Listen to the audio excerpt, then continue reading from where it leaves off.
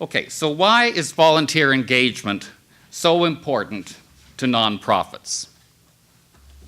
Well, today it is rare to find a nonprofit that isn't faced with both growing service demands and shrinking resources. More and more, volunteers have become an essential means to sustain and expand service delivery while containing costs. Volunteer engagement can also legitimate the organization and signal its trustworthiness, resulting in increased funding. Additionally, volunteers can improve the relevance and reach of an organization's services by bringing with them their own personal networks and experiential knowledge of community needs. It's been my observation that successful nonprofits apply the same rigor and strategic focus to the recruitment and retention of volunteers as they do with paid employees. However, in recent years, several complicating factors have emerged. First, the aging population means that many longtime volunteers are having to withdraw due to health and mobility issues, and this is resulting in significant turnover. Secondly, the volunteers who replace them tend to have less time available. Many are fulfilling mandatory service requirements, or they are in career transition and available only until they find paid employment. Third, funders, insurers, and legislators are calling for heightened levels of risk management, such as criminal reference checks and strict compliance with service protocols. And fourth, professional associations and unions are quicker to challenge the use of volunteers who perform the work of internships or collective bargaining positions. Over the last decade, volunteerism in Canada has undergone a dramatic transformation, and nonprofit organizations have had to respond accordingly. Although close to half of all Canadians volunteer to some extent, the reasons for their engagement are much different than in previous generations. It used to be that people volunteered primarily out of a sense of duty, obligation, or religious commitment. They were willing to serve in whatever capacity they were directed without questioning why or how. Organizations responded by assigning most volunteers to tedious tasks that paid employees found unattractive. Volunteers were also expected to comply with policies and procedures that were sometimes unduly rigid. Well, perhaps that old management model of direct and control worked in its day. But today's volunteers have a broader mix of altruistic and expressive motivations. While they still possess a strong desire to make a contribution to the community, they also seek volunteer experiences that respond to their personal goals and interests, can showcase and develop their job skills, and grow their professional networks. Due to time pressures and juggling both family and employer demands, today's volunteers prefer short-term assignments that have flexible timelines, and they seek stimulating experiences where they will be able to lead and direct projects that really make a difference. So, reality check. We, the leaders of nonprofits, should stop trying to get our volunteers to conform to our expectations. We have to change to accommodate them. But how do nonprofits respond to the preferences of today's volunteers while at the same time ensure reliability and accountability for results? And compounding this challenge is the fact that 50% of nonprofits employ no paid staff. So who has the time to customize roles to meet individual preferences? Well, here are my 5 good ideas for engaging today's volunteers.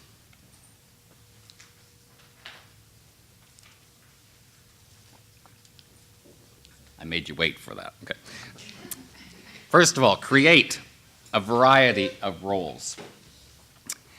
Your pool of potential volunteers is not homogeneous. It is a mix of traditionalists, baby boomers, Gen Xers, millennials, and newcomers. And each group will have a different set of expectations and motivators. For example, traditionalists tend to respect authority, don't expect much feedback, and prefer structured learning environments. Boomers, they tend to want to create and lead. They expect organizations to utilize their time efficiently and prefer interactive learning models. Gen Xers tend to be very independent self-starters, are skeptical of institutions, authority, and rules, and seek frequent, immediate feedback. Millennials tend to be highly educated and tech-savvy, collaborative team players, and focused on improving their employment prospects. And newcomers are eager to settle and develop social networks, often have English as a second language, and seek credentials that are recognized in Canada. So don't apply the same approach to volunteer engagement to all these groups. Start by creating a variety of volunteer roles, some long-term, others short-term, some creative, some more routine, some requiring group interaction, and others independent work. And to avoid misunderstandings, make sure your expectations are clearly documented in volunteer job descriptions. Those job descriptions will be more meaningful if they highlight how the experience will help fulfill your organization's mission. Too often, job descriptions simply list duties without explaining how the fulfillment of those duties is making a difference and impacting the big picture. Also highlight the rewards of the volunteer experience, especially for those hard-to-fill, long-term, and time-intensive positions. These rewards might be special skill development, public accolades, ties to senior management, or exposure to new kinds of work. Now, sometimes offering a variety of roles is not enough to attract some volunteers. High-skilled volunteers especially want to craft the role they will play. High-skilled volunteers tend to be young professionals who are not interested in making a long-term commitment by serving on a board of directors. They are seeking project work in small nonprofits where they can utilize their specialized skills and make a meaningful contribution. Well, last year, Volunteer Toronto began a unique series of events to bring high-skilled volunteers and small nonprofits together. The format of the events started with representatives of the nonprofits explaining their mission and current operational issues. Then each of the high-skilled professionals in the audience, they approached the various organizations with suggestions for how their issues might be addressed and the proposed role that he or she might play. These events reversed the tables. Okay? So rather than organizations recruiting volunteers to fill predefined roles, the potential volunteers suggested the roles to be filled based on their assessment of the organizational issues presented and pitched the value added they could bring. Okay, my second good idea. Invest significant time to understanding what motivates each of your volunteers and matching them to the right role. People who choose to donate their time and skills to organizations do so for many reasons. According to the Canada Survey of giving, volunteering, and participating, 59% of respondents said that they volunteered because they were personally affected by the cause the organization supports. This means that a large number of people don't just want to give back to their community generally, they want to make a specific contribution to a cause that is meaningful to them. Now, I realize everyone is busy. None of you has much time to really get to know every one of your volunteers. But during the recruitment process, it is so important that you make the time to discover the volunteer's personal connection to your organization's mission.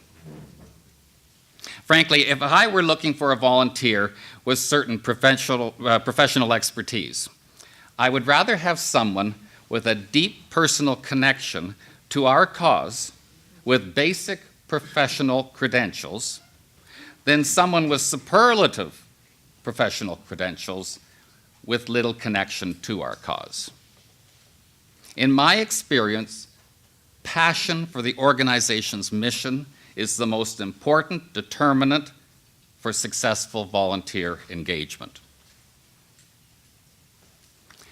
Now, another key reason that people volunteer is because their friends do, which highlights the importance of using social networks to recruit volunteers and of having volunteer opportunities where people can work with a group of friends. Similarly, many volunteers seek to network or meet people, so it's important to place these volunteers in roles with plenty of social interaction. In addition, a large percentage of volunteers also seek opportunities to use their skills and experience, explore their strengths, and improve their employment prospects. If you assign these volunteers to dull, routine tasks, you will lose them fast. It's all about fit. It requires proper matching of a volunteer's skills and motivations to the positions that need to be filled. When interviewing candidates, focus on learning passions and mutually designing roles. Invite candidates to take the volunteer quiz, and you'll find this at www.getinvolved.ca. And it's a quiz that will help individuals self-assess their volunteer type and the kinds of positions they would find most gratifying. As the author Ivan Shayer said, we do not create volunteer motivation, we discover it, and then link it creatively to organizational needs. Okay, my third good idea. Respect the volunteer's time and expertise. Today's volunteers do not want their time and expertise wasted. They expect meetings, methods of communication, and decision-making processes to be efficient. They expect to be consulted and want to be part of constructive change. I ask you, do most paid employees flourish within hierarchical structures, micromanagement, and bureaucracy? Well, I think the answer is no, of course. So why would we expect volunteers to react any differently? Be aware of the differences in how people respond to directions from someone older or younger. Where possible, reframe the traditional idea of supervision to one of offering collegial support. Establish mentoring that cuts across all ages, levels, and areas of knowledge. Emphasize the communication and learning in the relationship, not the hierarchy.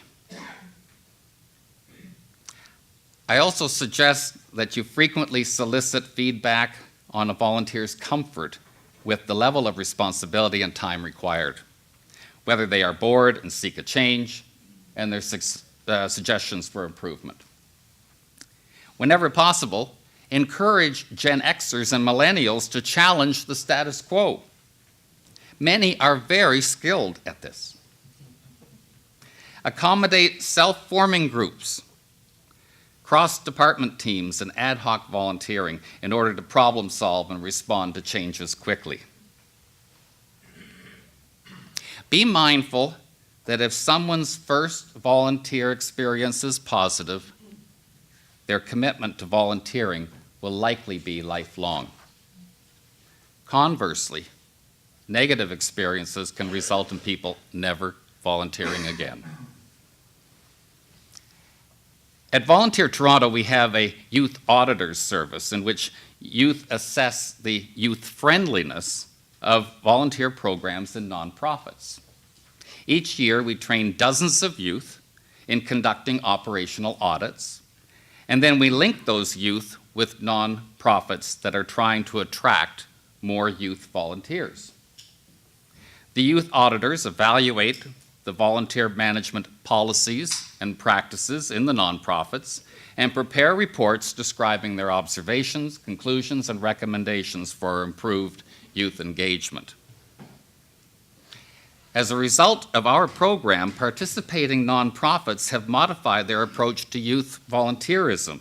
It's a win-win for everyone.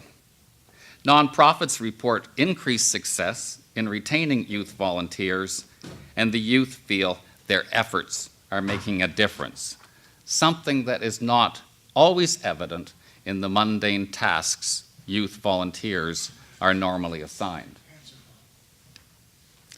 My fourth good idea, provide opportunities for continuous learning, skill development, and networking. Most volunteers expect a reciprocal relationship. For their charitable efforts, they hope to grow professionally and personally. Some want to develop lasting contacts. Others hope volunteering can open the door to new learning opportunities that they may not have previously considered or thought they were capable of doing. Still others seek to improve their marketability in the workforce and advance their careers. This is particularly relevant for newcomers who often lack experience and references in their new country. You can ease the barriers that they might face and their adjustment to volunteering in Canada by establishing a buddy system. In general, volunteers seek learning experiences, so make sure you offer them. For Gen Xers in particular, it's often said the more they learn, the longer they stay. But when training volunteers, be aware of generational learning styles. Offer self-directed options. Train in small groups to encourage discussion and sharing of experiences. I would also suggest that your youngest volunteers, those in high school and university, have unique educational needs. Many have limited life experiences and knowledge of social issues beyond the challenges faced by their immediate circle of friends.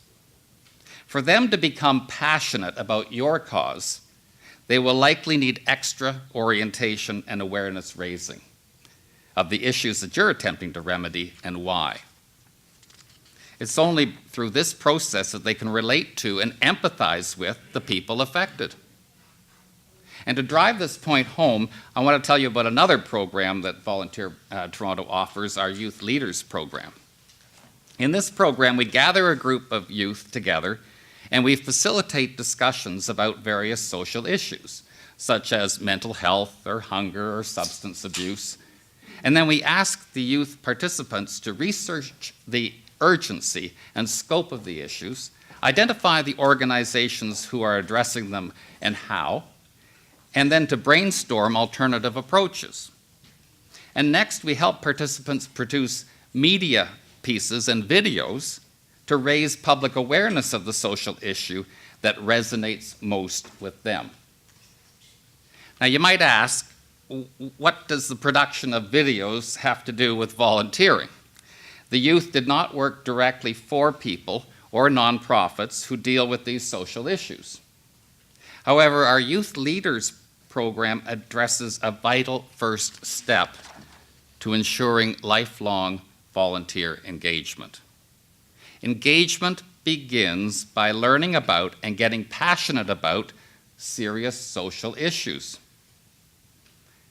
I'm quite confident that the graduates of our program are going to be tomorrow's volunteer leaders in their community. They care. My fifth and final good idea is to recognize your volunteers frequently and in meaningful ways.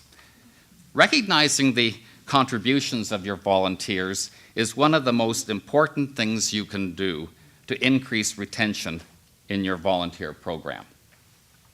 Volunteers who feel underappreciated or unnoticed are more likely to move on from your organization.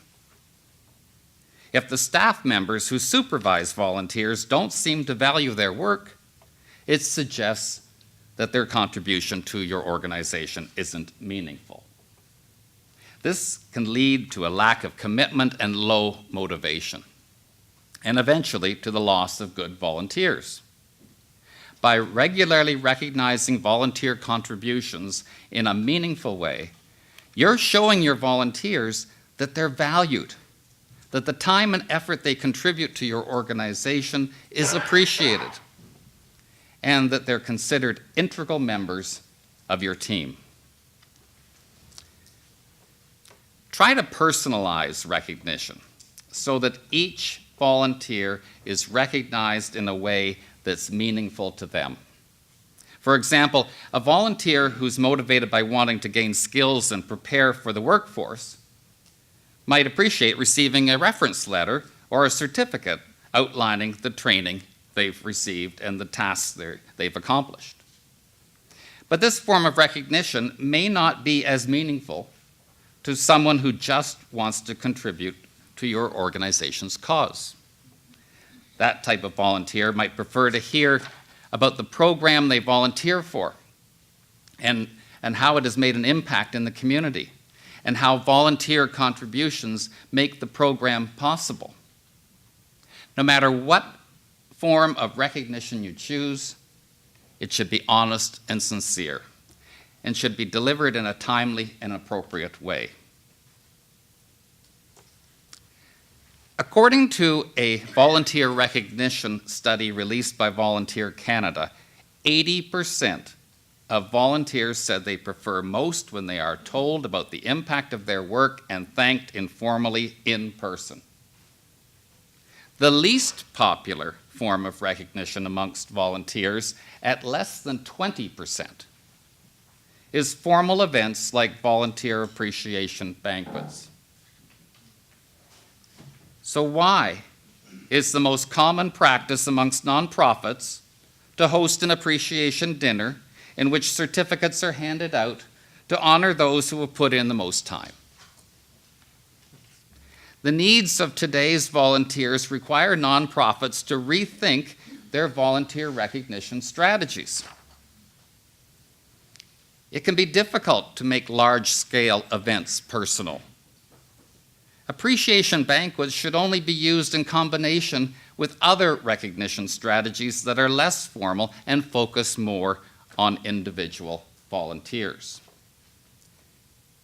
Perhaps the dollars spent on these appreciation banquets would be more appreciated if instead they were used to register groups of deserving volunteers in some training sessions. Informal volunteer recognition is also important. When you see a volunteer doing a great job, say thank you. Make sure that others in your organization are aware of the contributions of your volunteers by publicly acknowledging their contributions at team meetings or sharing positive feedback or program results in an email to staff. If you treat your volunteers like the essential team members they are, they will feel like their work matters and like they're getting the support they deserve. So, taking all 5 good ideas together, here's the bottom line question. How committed is your organization to engaging volunteers? Competition for good volunteers is fierce You can't give them money, so what else can you offer them? Consider your value proposition. Why would volunteers want to work for your organization? Are you approaching volunteer engagement with the same rigor as the engagement of paid staff? Effective volunteer engagement requires a lot of time and effort, but the positive payoff is significant.